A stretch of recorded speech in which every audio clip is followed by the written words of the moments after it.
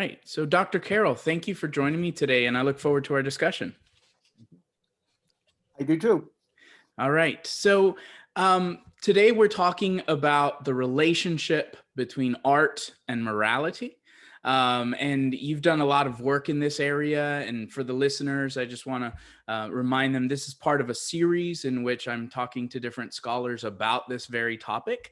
And for those who haven't read too much on the topic, I actually want to point them to an article that you wrote.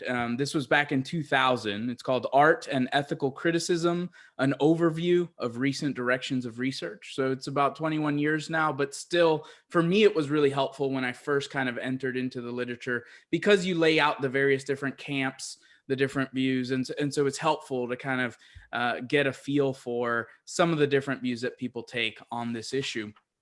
And so I thought before we discuss the position that you take in this discussion, we could start by just kind of discussing some of the other more extreme views that people might be familiar with, or at least to kind of orient ourselves regarding the position you take.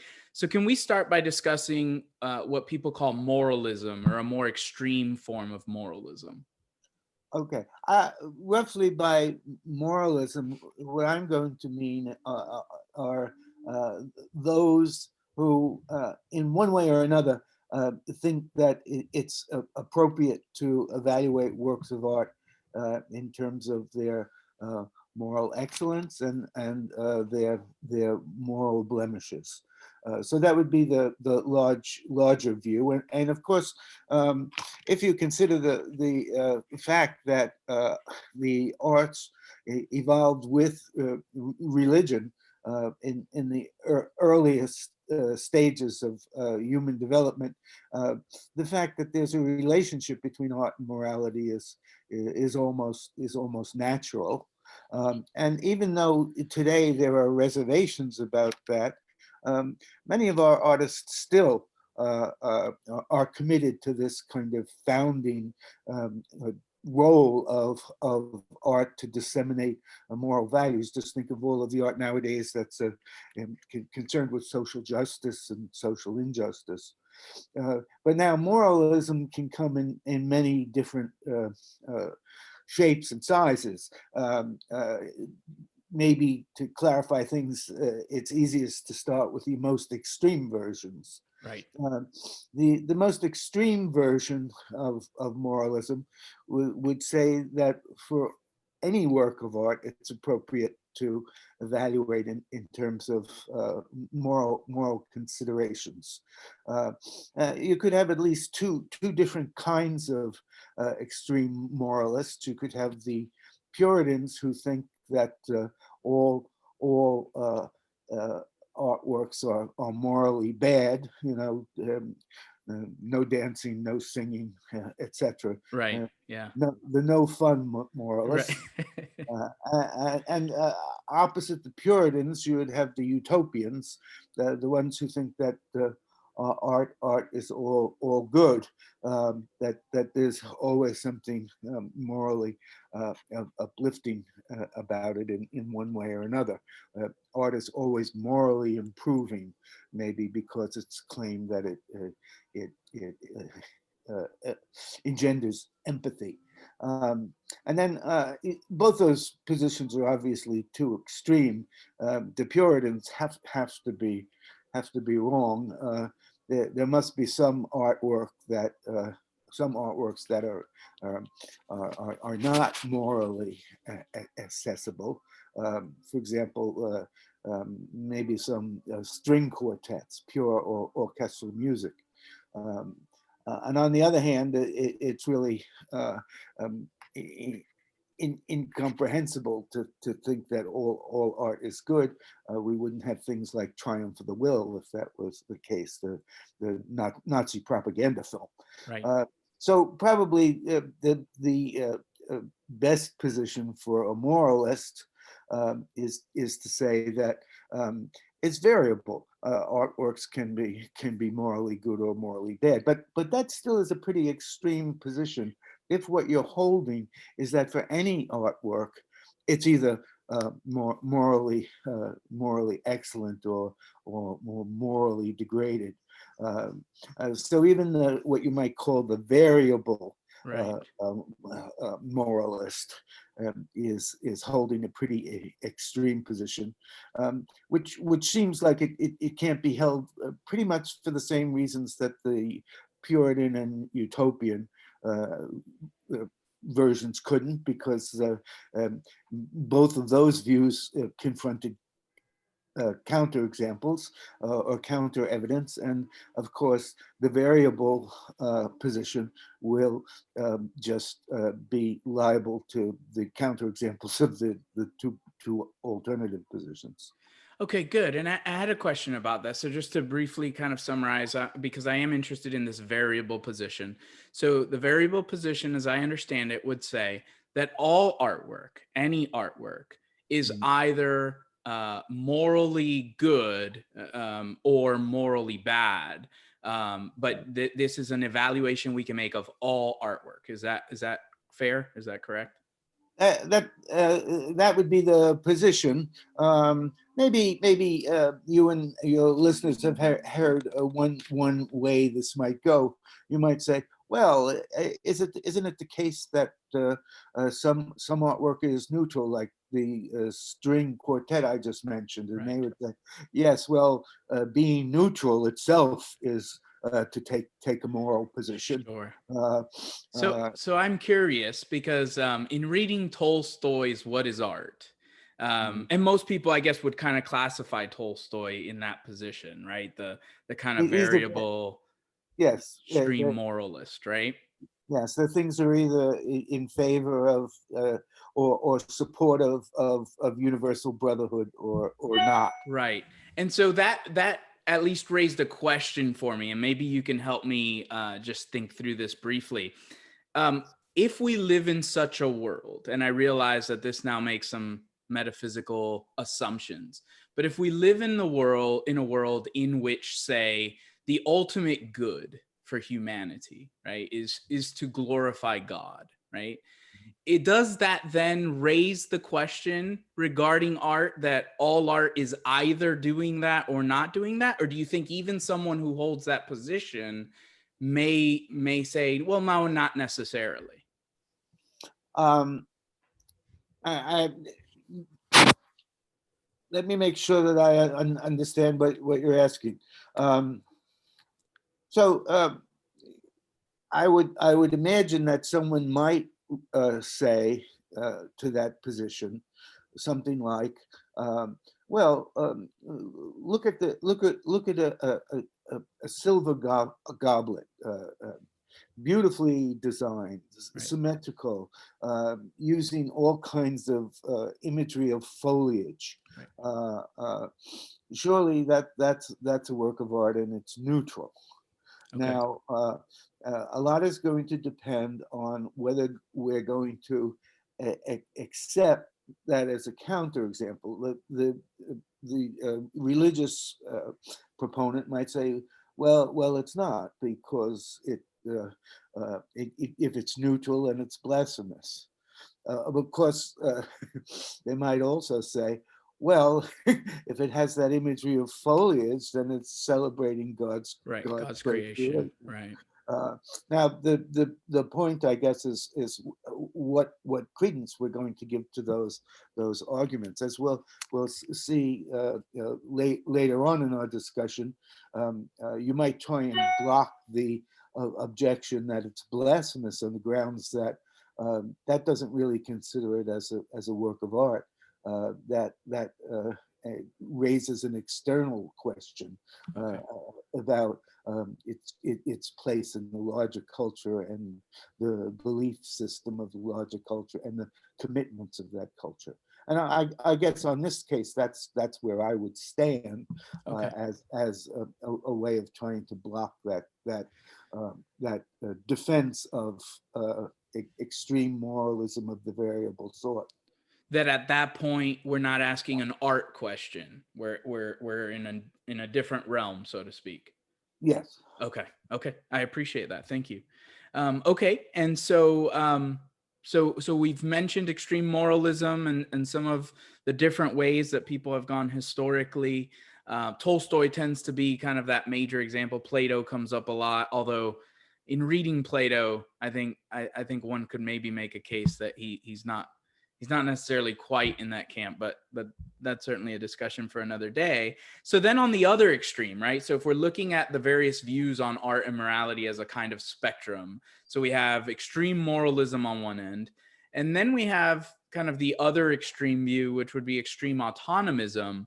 And can you explain to us what that is? Yes, autonomism, first of all, is the view that art and artistic value is separate from any other kind.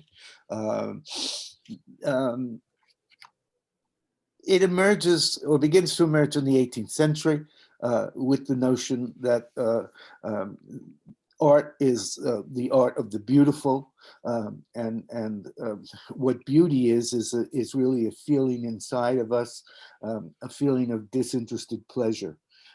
And this notion of disinterest is key. Early on, it just means disinterested in the way we expect a judge in a law court to be disinterested, that his personal or her personal interests aren't involved in the judgment that she is making, that she's not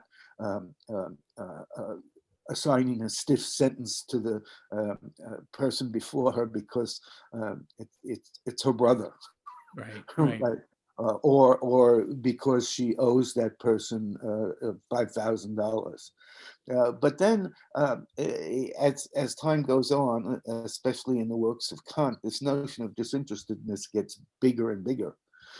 So to be a disinterested judgment is to be separate from all other kinds of value, cognitive value, moral value, religious value, political value.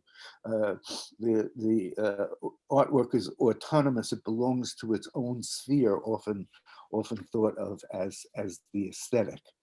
Now, extreme autonomism would say that um, uh, because art belongs to its own sphere, moral judgments are never appropriate to works of art. This is an extreme view.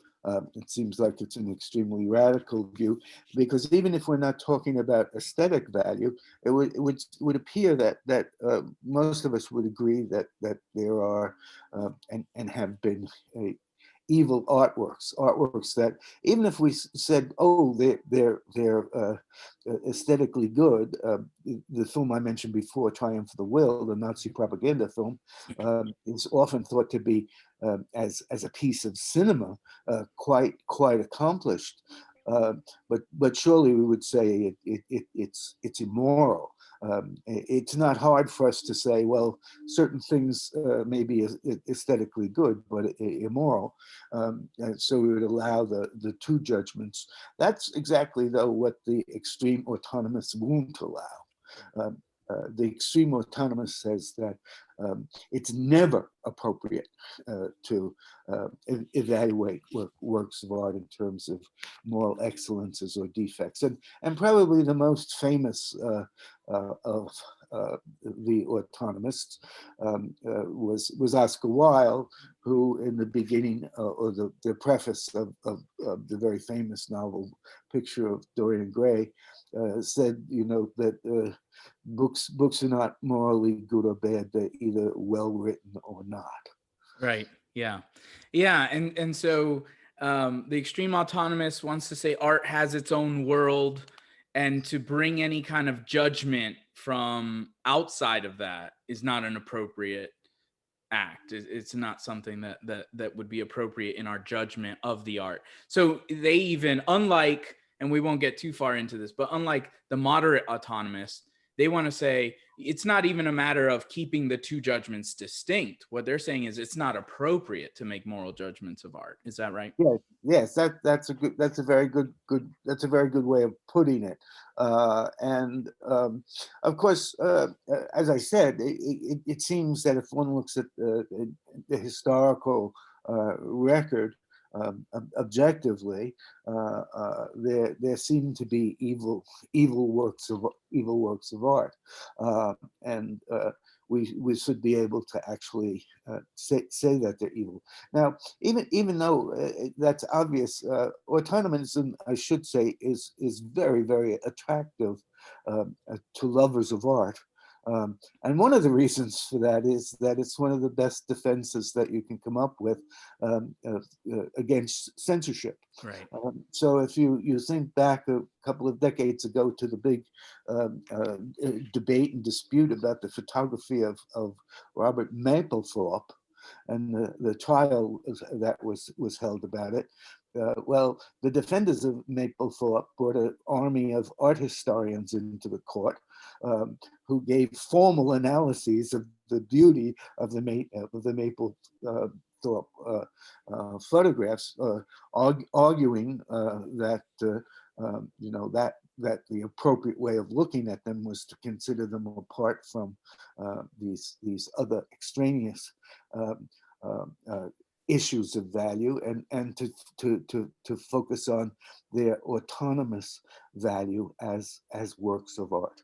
So censorship is always attractive tactically, even if philosophically, it seems to be an unsupportable position. Yeah, I'm glad you raised that, because it is true that historically, censorship has always been a problem, right? A lot of people start aesthetic kind of history with Plato, and we're already talking about censorship at that point. And many times the ones that are doing the censoring do have maybe a simplistic understanding of art, and an overly simplistic understanding of art, or have political agendas or whatever the case may be. And so there is this temptation to want to hold that. Whereas if I'm understanding you correctly, and what I've read of yours and many others who are involved in this conversation, no one is necessarily arguing for censorship. You can decry a particular work of art as immoral or having a kind of immoral quality to it without saying it shouldn't be permitted to be on display or to be consumed in some way. Yes, it's very good you brought up Plato. Plato, in his milder moments, did allow that art could be a part of his ideal republic, but only on the condition that it was not only pleasurable, but that the pleasure was beneficial. Right. So right there, as way you can see, the line is drawn with the autonomous. The Right. autonomous says, no, it's just the pleasure that art can bestow. Whereas Plato said, no, the pleasure, we'll take the pleasure, but as long as it pays the freight, as long as it's beneficial in improving the character, the virtues of the citizenry. Okay, excellent. And just for our audience also, this extreme autonomism that we're talking about is often associated with the phrase art for art's sake, right? Is that where that would fall in? Yes, art for art's sake is one. That was the French version Right. of it. The British version was called aestheticism. As I mentioned earlier, Oscar Wilde is probably the best known aesthete, although the painter Whistler was also an aesthete, and probably probably the most sophisticated one was a man named Walter Pater, who's less known nowadays. Okay, great. And so you have argued for a particular position that avoids the most extreme forms of moralism, but argues against autonomism. So can you let our audience know, what is the position that you have defended over the years? You call it moderate moralism. So what is that? Well, let me just give one contextual signpost, and that is that the autonomists themselves realize some of the liabilities of an extreme form of autonomism, and they have a moderate position of Right. their own, which is a divide and conquer, so to speak, position. It says, yes, you can, at least with some works of art, evaluate them in terms of their moral credentials. However, that kind of evaluation is different than an aesthetic evaluation. So that there are a number of different kind of evaluations you can make of works of art. You can evaluate them financially. Do they make money or not? You can evaluate them morally. Are they conducive to positive or negative behaviors? You can evaluate them aesthetically in terms of whatever your idea of aesthetics is. But, and this is where they remain autonomists, moral evaluations are never aesthetic evaluations. To evaluate something morally is never relevant to the aesthetic evaluation of that work. Now, it's that more sophisticated view of autonomism that my view is standing in contrast to. And my view is what we call moderate moralism, which says that at least sometimes, in some cases, a moral defect in a work can count as an aesthetic effect. In other words, those things are not always, so to say, compartmentalized. Okay, good. And so that might kind of, for people not familiar with the discussion, that might catch them off guard because, as you said, I do think that because of the history of art being connected to religion and things like that, for many, the idea that there's a relationship between art and morality is very intuitive. For others, as you said, the desires to protect art from some of these outside accusations. But you're taking a position that says sometimes it factors into the aesthetic judgment, but not always, meaning that there can be instances in which a particular work of art is immoral in some way, but has not affected the overall aesthetic of the artwork. So what is it? What makes the difference? Why is it that sometimes it affects a work of art and other times it doesn't, at least from an aesthetic perspective? Well, here we have to say at least a little about how we're taking this notion of aesthetic.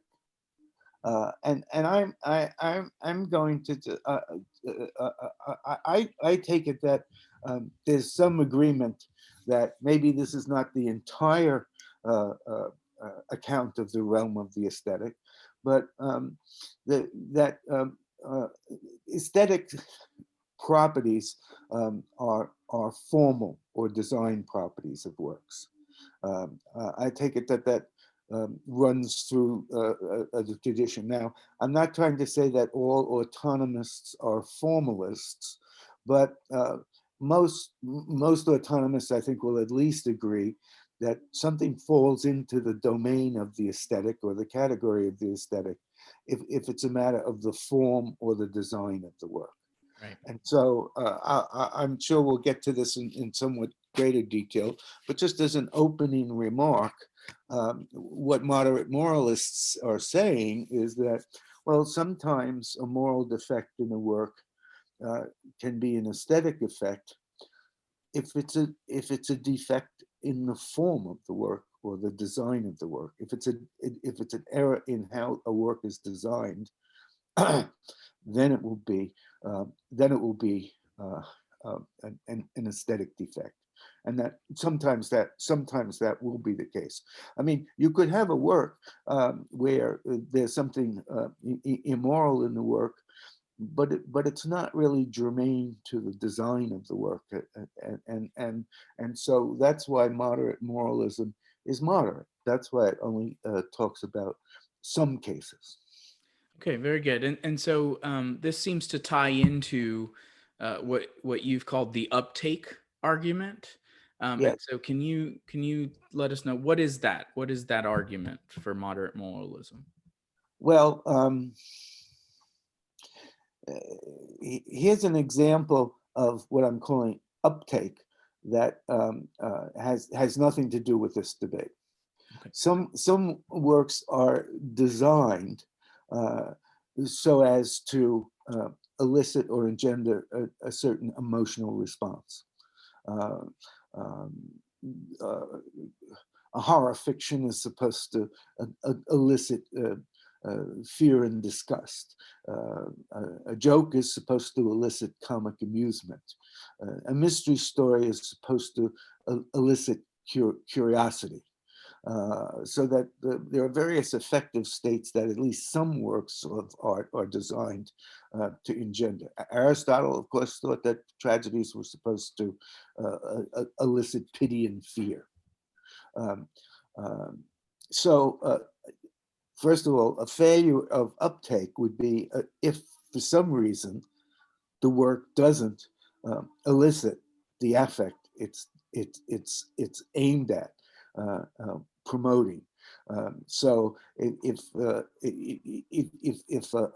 horror fiction didn't elicit fear, but as unfortunately some horror fictions do, elicited nothing but laughter, Right. that would be a failure. Right. And it would be a failure in uptake. And that's something that most people can agree on, regardless of where they land in this debate, right? I mean, if a horror fiction fails to elicit fear, I think some have used the example of a thriller not thrilling, or whatever. That seems to be an inherent failure of that particular work of art, regardless Right. of where you land in this debate. Right. If you're reading or watching something in the suspense genre and you keep Right. you keep yawning, Right. well, that's a failure of, Yeah. of uptake. Now, uptake is going to be a function of the design of the work. That's an important step. And of course, right now you see where the link is that I'm going to rely on, this notion of design. And now what's sometimes not noticed is that in order to elicit uptake, works have to be designed in terms of, if they're narratives, they have to be designed in terms of the characters in scenes in a way that's going to elicit the uptake or the effective response you want. And just to go back to Aristotle, Aristotle says, if you're making a tragedy, you can't have characters that are too good, because if destruction befalls them, will be outraged. If Mother Teresa is run over by a tank, Right. everybody's going to be upset. They're not going to feel pity and fear. And similarly, he says, and they can't be all bad either. I mean, you couldn't have the tragedy of Adolf Hitler as we know him, because everybody would say, "Yeah, he got his just desserts." Right. So you need something. You need a character that's somewhat between those two. So you see, this I'm talking about this because I want to call attention to the fact that characters and scenes have to be designed. They have to be constructed, right?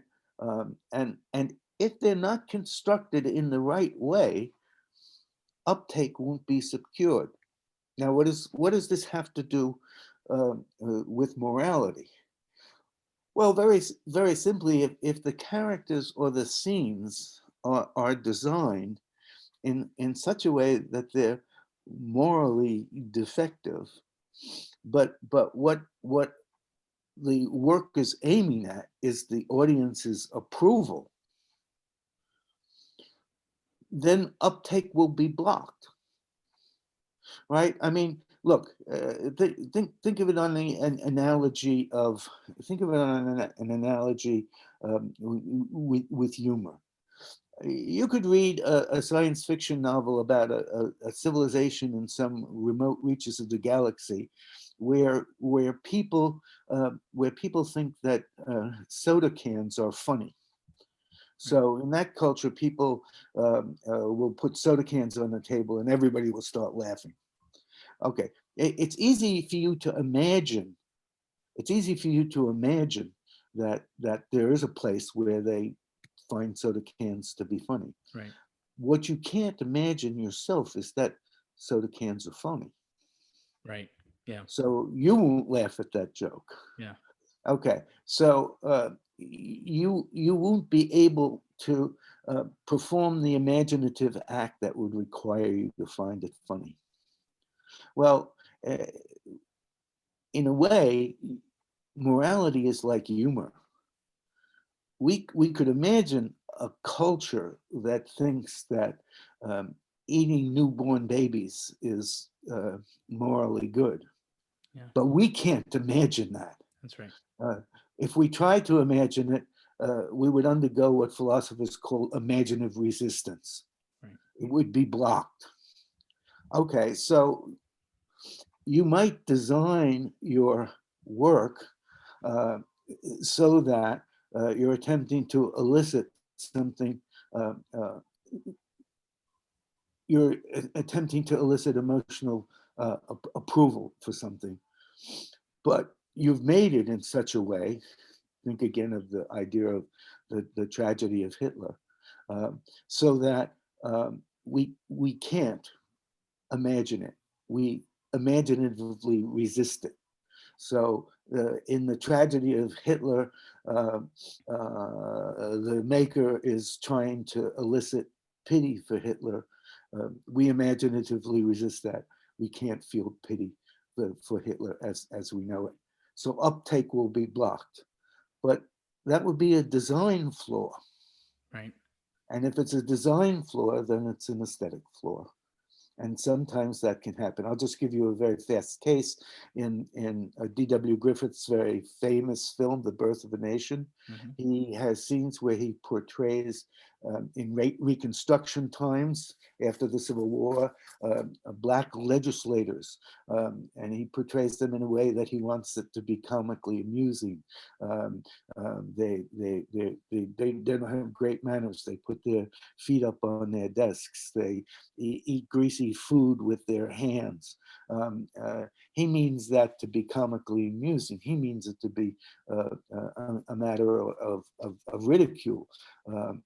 But we watch that and we resist it. We recoil. We can't adopt the imaginative frame in which we can process that as a kind of humor. Yeah, that's a great example. Thank you. So I could see some potentially raising a concern that perhaps this is tied then to the intention of the artist. Do you think that's the case? Do we need to know what the artist's intent was? Or would we say, even if it comes across a certain way, it still ends up being a defect because the artist wasn't clear in their, expression or presentation? Well, very often, um, I do think it is a matter of intention, but I would want to stress that the best evidence for an artist's intention is always the work. And then there's also the context. I mean, we don't need to be talking about having access to the artist's psychiatric Right. tapes. We have the context and we have the work. So it is a matter of I think what we think we are intended to, how we are intended to react. Of course, in In many cases, that's not so difficult because the genre itself is usually a pretty reliable sign of how we're intended to react. And then if it's a narrative, there's lots of evidence in the text of how we're supposed to react, including, among other things, the reactions of the other characters in the text to the character we're supposed to react to, or the reactions of the characters to the scenes and situations that are being depicted. Right. I mean, there are internal signs of how we're supposed to be leaning one way or another. Excellent. That's good. So I also wanted to discuss with you an objection that was raised. So Anderson and Dean published an article in 1998. Obviously, you've done a lot of writing since then, but a kind of initial pushback against moderate moralism. And they say that moderate moralism fails to show that something is an aesthetic defect because it is evil, rather than what is shown is that there is an aesthetic defect when an artwork subverts the possibility of uptake. So how do you respond to their objection? So they seem to be saying these can be two separate things that are going on. You've identified an aesthetic defect, but I don't know that they would word it exactly like this, but for example, to fail to get uptake is not a moral issue, right? And so they're kind of separating the two. The failure, the aesthetic failure, is that they failed to get the uptake, not that there was this kind of immorality necessarily. Right. Well, I'm glad you brought that up, because that's probably the most common objection to my view. And once again, I mean, to get a handle on this argument and discussion, we have to know what they think counts as an aesthetic defect. Yes. And for them, something's an aesthetic defect if, and this is a little tricky, something's an aesthetic effect if it's internal to the evaluation of the work as a work of art. Now, what does that mean, internal to? Well, maybe a helpful analogy is with guns. Guns can have a lot of purposes. One is to launch projectiles, but some guns are also decorative. Think of all of those beautiful Arab rifles, with silver and gold inlay. I've seen them decorate many walls, for example. Well, what Anderson and Dean would say is that evaluating a gun in terms of its decorative value is not an aesthetic evaluation. I'm sorry, is not an internal evaluation. Why is it not internal? Well, because it's the decorativeness of a gun is external to its value as a gun, right? Its value as a gun, what we evaluate guns for are things like their accuracy, their power, their range. Those are internal to evaluating it as a gun. Its decorativeness is external, as would be its price. That's a very valuable gun. Why? Well, because it's a very rare gun. It was used by a famous pirate in the 17th century. That would be an external evaluation. Internal evaluations are evaluations that are internal, really, to the kind of thing something is. So, as a work of art, uptake for them is an internal evaluation. That the defect is moral, is external. There's a famous ancient mythological, I think, story about this tyrant named Phalaris, who had a great sculpture of a bull made, and from this bull, great musical melodies would sound, and people would come and they would be smitten by the beauty of this music. It turned out, though, that actually the bull was really a prison as well, and inside the bull, the tyrant put his enemies, and underneath the bull there were fires, and his enemies were actually being gradually murdered, executed inside the bull, and their moans were molded by the apertures in the bull in such a way that it was turned into music. So actually Anderson and Dean are moderate autonomists. So right. the way the moderate autonomists would think about the brazen bull of Phalaris would be to say, well, the aesthetic dimension of that was what was relevant to evaluating it as music. There's a moral dimension to it too, and that's certainly a defect. The murdering, the persecution of Phalaris's enemies, but that's an external judgment, just as it would be an external judgment of the bull if you said, oh well, that bull is worth $100 million given the amount of gold in it. So they have this distinction, and Right. they want to say that the moral defect is not relevant to an internal evaluation of the work. Well, what the moderate moralist says is, no, what they've forgotten is that the scene that D.W. Griffith made of the Black legislature is constructed. It's designed. It's designed to have this effect. It's a design element, and design is certainly, surely, relevant to the internal evaluation of the work of art.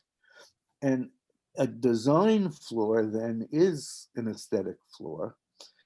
And the particular design flaw in the cases that are relevant to moderate moralism are problems with the moral design of the scene. That's good. So to go back to your example of the gun, right? There are decorative guns. And Right. so if there's this intention for this gun to be on display and it has some kind of design flaw that is visible, right, when it's on display, then that would be a flaw in its aesthetic. And so what you're saying is, in this construction, the immorality that's on display is designed. It's been made as part of the overall work. Right, but it was designed.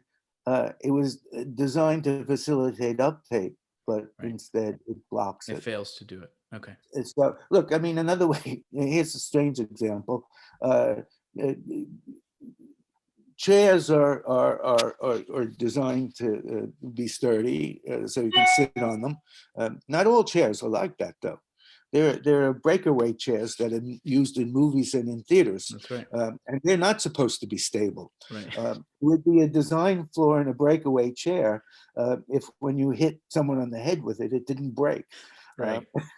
And and we would say that's a bad breakaway chair, and that would be a judgment that's internal to the evaluation of the chair as the kind of chair it is. Okay. Excellent. So and Okay, no, I'll leave it at that. No, that's good. Very good. That's helpful. Okay, so we are right up at our time. So I'm going to go ahead and wrap up our conversation here. But first, can you point our audience to any resources if they want to learn more about this ongoing discussion, maybe some of your latest work that you've published on this issue, where they can look for further information? Well, it's a lively and expanding debate, and there's constantly work coming out on the issue. Um, so it's hard for me to say something without almost automatically being dated. Right. Uh, Yeah. um, I suspect, one good source would be to check out the Stanford Encyclopedia of Philosophy, which you can access online for free. They do update those articles, and they have extensive bibliographies, and that certainly would be worth taking a look at, to get something more recent than more recent than the article by me that you cited earlier. Um, as I said, that's always a very reliable source, and it's constantly updated, and it's free. Yeah. So Excellent. All right. Well, thank you so much for having this conversation with me. I really appreciate it. thank you.